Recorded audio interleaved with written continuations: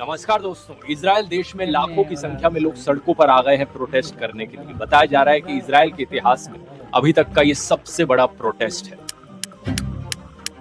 लोगों को चिंता है कि देश में डेमोक्रेसी को तहस नहस किया जा रहा है। कारण ये कि इनकी सरकार ने जुडिशरी की आजादी खत्म करने की कोशिश करी। सरकार ने कुछ ऐसी अमेंडमेंट्स लाने की कोशिश करी जिससे सुप्रीम कोर्ट एक कठपुतली बन जाए सरकार के हाथ। एग्जैक्टली क्या हो रहा है और इस इजराइल के इंटरनल मैटर से हम इंडियंस को क्यों फर्क पड़ना चाहिए, आइए आज के वीडियो में समझते हैं। Growing turmoil in Israel, fiery protests erupting in the streets tonight. In unprecedented events, the country's biggest trade union called a strike. The country's political turmoil rapidly deepening. Those protesting say that this is escalating into an existential battle for Israel's democratic soul. In judicial reforms की कहानी officially शुरू होती है 11 जनवरी 2023 को, जब Israel के justice minister यारेव Lewin कुछ draft bills publish करते हैं सुप्रीम कोर्ट की पावर्स को कम करने के लिए। इनके जस्टिस मिनिस्टर और इनके प्रधानमंत्री बेंजामिन नेतन्याहू दोनों सेम पॉलिटिकल पार्टी से आते हैं। इस पार्टी का नाम है लिकुड। पॉलिटिकल सिंबल इनका कुछ ऐसा दिखता है। यहाँ पर हमें इनका थोड़ा पॉलिटिकल सिस्टम समझना जरूरी है कि इजराइल का डेमोक्रेटिक सेटअप कैसा है। इंडिया में 2 हाउसेज होते हैं पार्लियामेंट के, लोकसभा और राज्यसभा, लोअर हाउस और अपर हाउस। क्योंकि 2 हाउसेज हैं, हम इंडिया के सिस्टम को एक बाय कैमरल स्ट्रक्चर करके पुकारते हैं।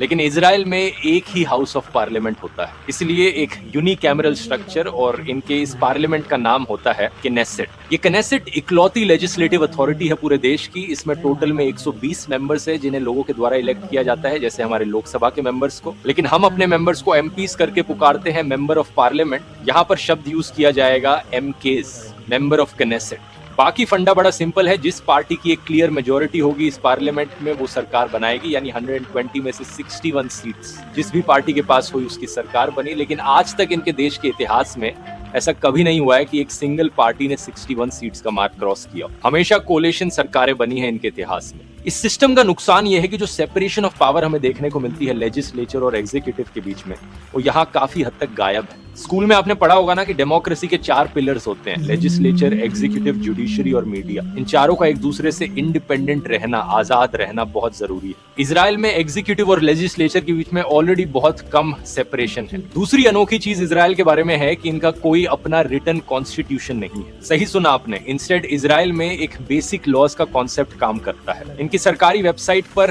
13 ऐसे बेसिक लॉज लिखे गए हैं।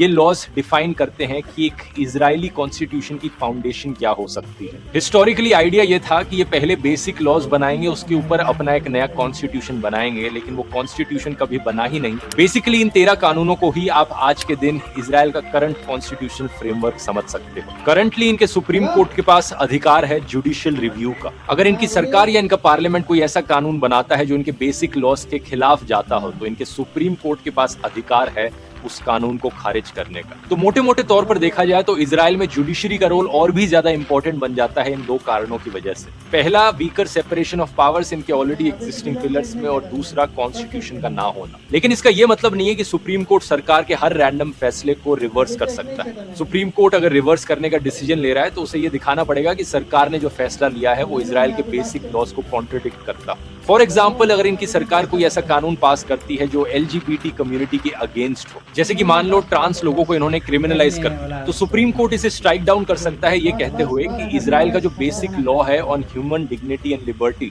ये नया लॉ इसे कॉन्ट्रडिक्ट कर रहा है। अब इजराइल की सरकार ने जो नई अमेंडमेंट्स लाने की कोशिश करी, इन्हें जुडिशियल ओवरहॉल का नाम दिया गया।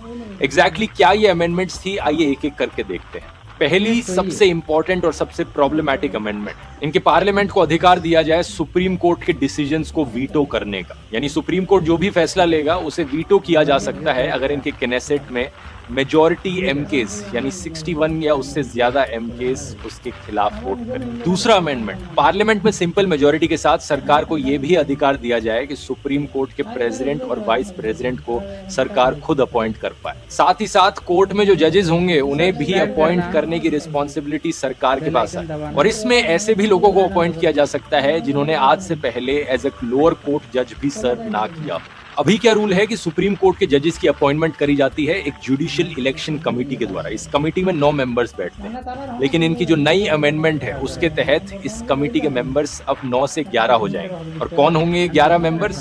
इनमें से 3 तो सरकारी मिनिस्टर्स होंगे, इंक्लूडिंग द जस्टिस मिनिस्टर। 3 बाकी एमकेज होंगे, जिनमें से 2 ऐसे एमकेज होंगे जिन्हें सरकार के द्वारा चुना जाएगा। 2 पब्लिक रिप्रेजेंटेटिव होंगे जिन्हें जस्टिस मिनिस्टर के द्वारा चुना जाएगा। तो 3 + 2 + 2 ऑलरेडी 7 लोग ऐसे जो सरकार डायरेक्टली या इनडायरेक्टली चुनेगी। और बाकी और मेंबर्स इस कमेटी में हो गए 3 हाई कोर्ट के जजेस, जिनमें से 1 चीफ जस्टिस होंगे और 1 ऐसे एमके जो शायद से सरकार की पार्टी से ना हो।